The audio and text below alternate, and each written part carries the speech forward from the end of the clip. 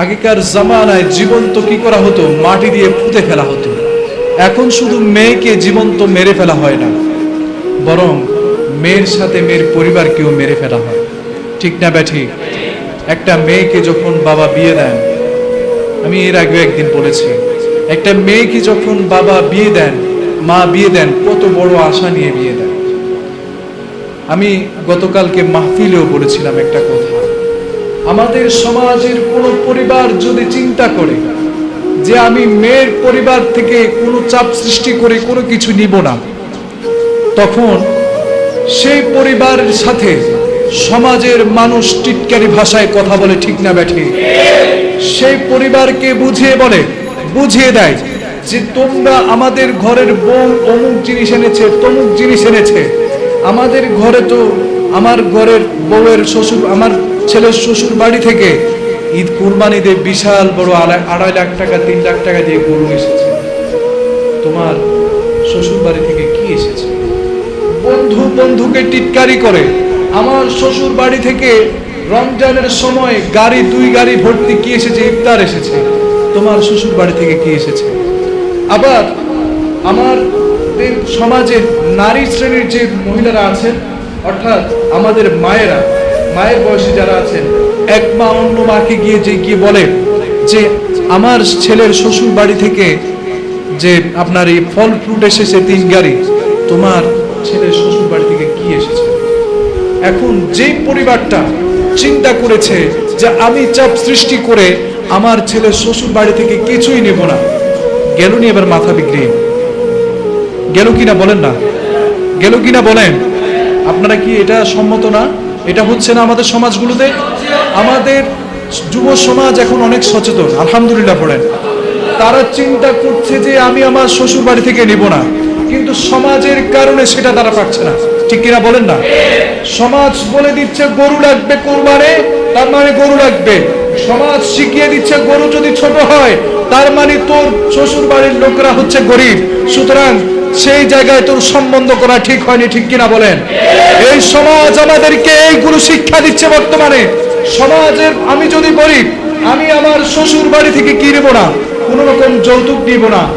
আমাদের friend circle তখন বা আমাদের সমাজ শিখিয়ে দিবে কিসের যৌতুক, তুই নিবি উপহার, তোর শ্বশুর বাড়ি থেকে তুই গাড়ি নিবি, বাইক নিবি, এরপরে রুম ফার্নিচার নিবি। ঠিক কিনা বলেন না?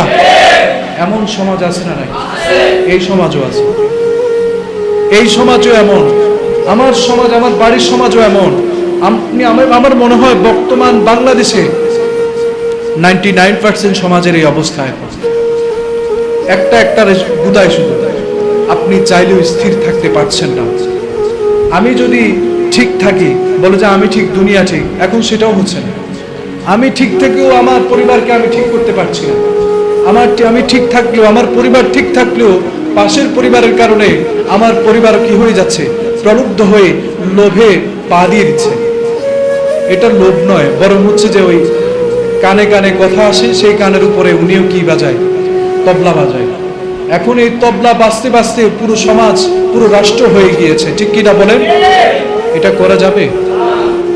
এটা আমরাই না বলছি, আমরাই এটা করে ফেলছি, আমরাই এটা করছি। বন্ধুকে স্বাধীনতা সুন্দরভাবে বুঝাই বলতে পারছি না, নিজের ঘরকে সামলাতে পারছি না। সব জায়গায় একই অবস্থা। আমাদের এত লোভ কোন জায়গায়? এটা বলবেন, যদি বলবেন হুজুর, বলবেন যে হুজুর আমারও টাকা আছে, আমার মেয়ের শ্বশুর বাড়িরও টাকা আছে, এটা এমনি দিলাম আর কি,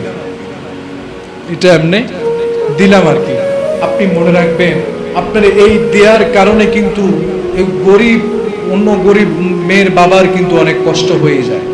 ঠিক কিনা বলেন? কারণ সমাজে চলতে গেলে একজন ধনী গরিব সবাই একসাথে চলাফেরা করা লাগে কি লাগে না? বন্ধু বান্ধব ধনী গরিব মিলেমিশে আসে না নাই? তো বন্ধুকে যখন বলবে, তখন বন্ধু গিয়ে এবার বউকে কি দিবে? প্রেশার দিবে যে আমার বন্ধুকে কি দেওয়া হয়েছে, রুম ফার্নিচার দেওয়া হয়েছে, তোর বাবার বাড়ি থেকে তো আমার কিছু দেওয়া হয়। ঠিক কিনা বলেন? কিন্তু সবার কাছে যোগ্যতা আছে। চট্টগ্রামের সন্তানরা তো যোগ্যতাবিহীন এবং নিজের পায়ে দাঁড়ানোর আগে বিয়েই করে না।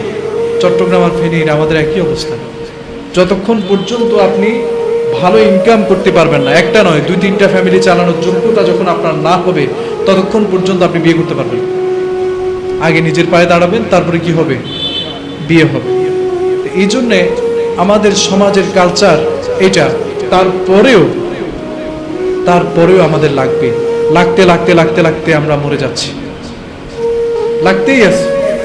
আর প্রথম বছর মেয়েকে বিয়ে দেওয়ার পরে মেয়ের পরিবারকে যে কি পরিমাণ জিল্লতির শিকার হতে হয় এটা একমাত্র মেয়ের বাবারাই জানে, ঠিক কিনা বলেন? আল্লাহ আমাদেরকে হেদায়েত দান করুন, পড়ি আমিন।